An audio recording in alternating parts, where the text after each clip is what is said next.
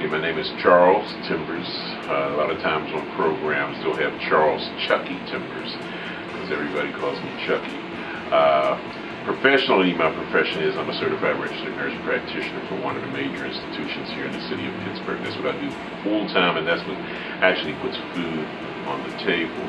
I've been an actor for many years, greater than 25 years, here in the city of Pittsburgh. Well, I wrote a play for the first time in probably close to 20 years, and it's called Finding Forgiveness. And it's a play that we're doing a series of readings with Damascus Productions, founder and director Shonda Miles. And the play is basically geared around a father and a son who didn't have a very good relationship. But the mother passes away, and the son has a lot of resentment towards his father because of what he saw as he was growing up. Actually, he was angry that his mother passed away first and it wasn't his father. And he has to find it in himself and, through prayer, to forgive his father. You can't really move forward until you let go of the past. If you consider yourself a Christian, how can you expect the Father to forgive you if you can't forgive?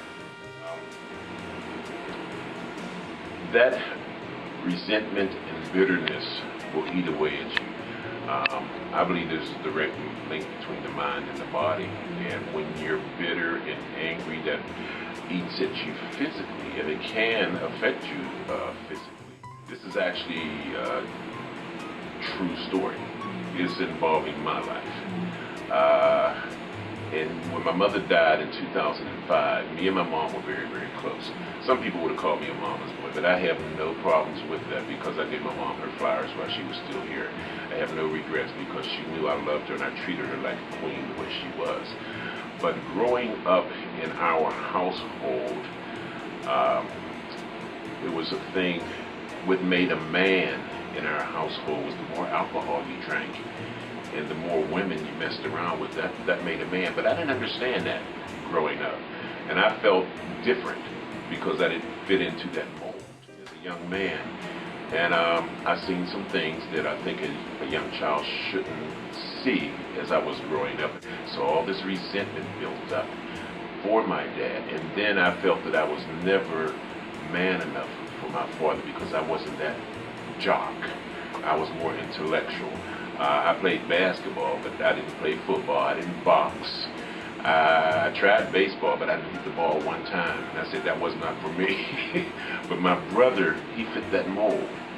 And so all those years I had the resentment for my dad. And after my mom died, I was motivated to write this play. Well, I procrastinated. 2005, and what is it now, 2013?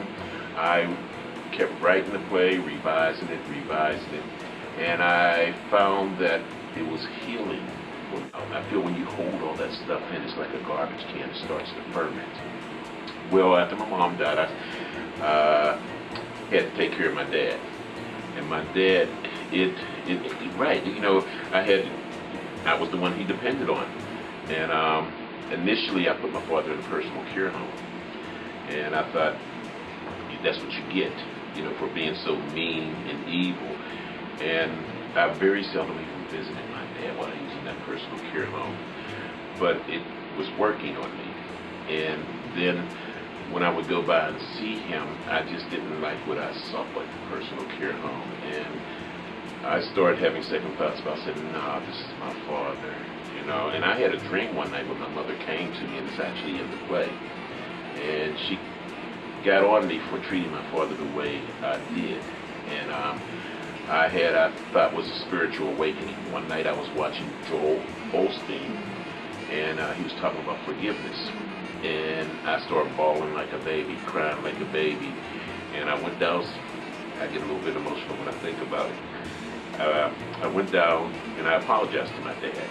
And I told him I was sorry for the way that I had been treating him. And for the first time, he told me that he loved me. All my life growing up, and I'm an old man now. But I had always wanted to please my dad, but it didn't seem that I did enough to please him. You know, I played basketball. I remember one time I made 32 points, and you know, he came to that baseball game, not that baseball, but basketball game, but he never supported me in theater or anything like that. And I just thought I wasn't man enough for him, trying to live up to his expectations. And all I wanted to hear was, "I'm proud of you, son. I love you."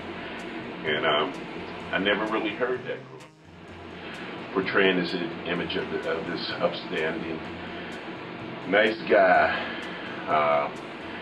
And actually, I was living a lie. I wasn't true to myself because I turned to drugs to ease the pain. And it seemed like the drugs helped the pain because as long as I was high, I didn't think about it and I couldn't feel the pain. And I was actually messing with that crack cocaine. And I almost lost everything. Everything spiraled downhill. And God is just so good. Because I often wondered why He restored. He's a God of restoration. And why He restored me back to my profession and position. But everything's in God's infinite wisdom. I think I was supposed to go through all that to bring me to where I am now. I eventually got clean, and my eyes were open. It's like that veil that was over my eyes was removed, and I started seeing things differently. I started,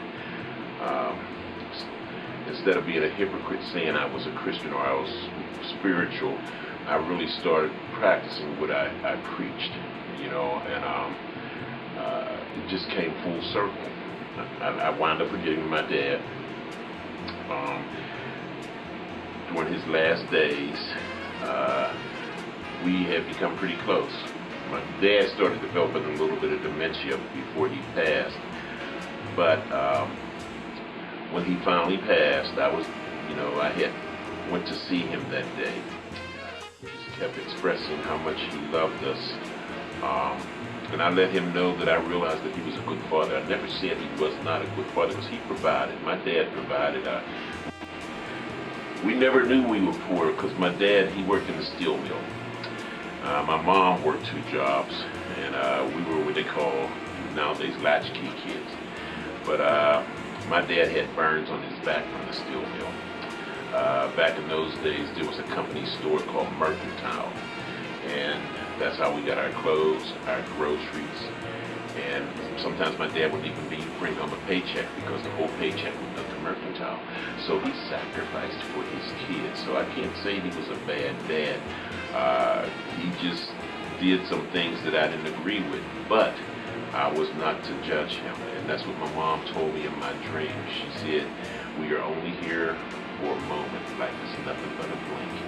She said, "Don't let your dad leave this earth and do not apologize to him because you'll live with that the rest of your life." And when my dad passed, I was okay because I had an opportunity to hear him say he loved me and how proud he was of me. And people came out of the woodwork, and I guess my dad was always proud of me because he talked about me to everybody, but I never knew that. He used to tell me, my son, my son, my son, but he just never knew how to show it. And that is a result, I think, as he grew up, you know, the influences that he had, and he just never had an opportunity to express that. So basically, that's in a nutshell, finding forgiveness, and that's what the play is about. And I hope people will come out and see it, and hopefully it will touch some people, and hopefully eventually we'll be able to produce it into a full play. So we're having the reading on Sunday, July 21st at 3 p.m.